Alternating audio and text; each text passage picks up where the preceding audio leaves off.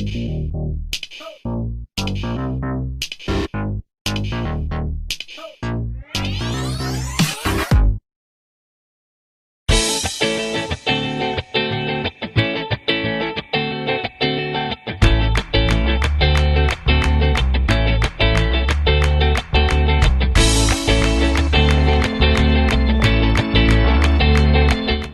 is asking to himself a question. Sending the message to the receiver. M. Message received by the receiver. R. Receiver sends the feedback. Notes. If the sender doesn't know what is the answer to the question he or she is thinking, then this model occurs. But when he or she knew the answer in his or her problem, then this type of communication will never happen. What is the concept of this new model of communication?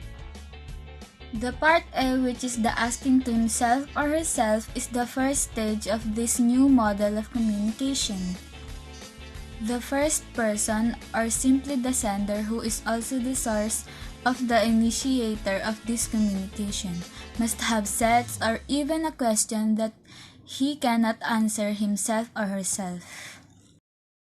If this event is seen through the first process, then now we can move on to the second part, which is called S in acronym, or sending the message into the receiver.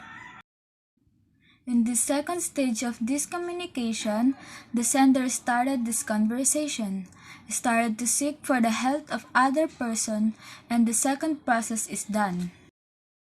The second to the last process, which is the M, or message received by the receiver, is the part when the sender already sent the message or question or problem to the receiver. Then we can now go to the last part. This is the R, or receiver sends the feedback. This process is simple as usual to its definition. The receiver sends the feedback to the sender who started the conversation.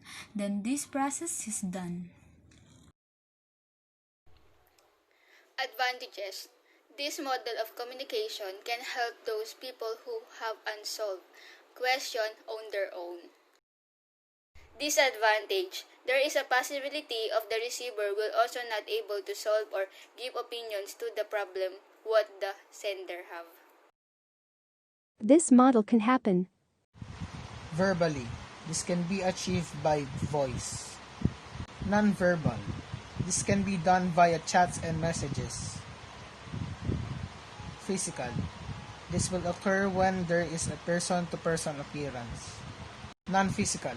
This can be done by having communication via calls, video calls, messages, and chats.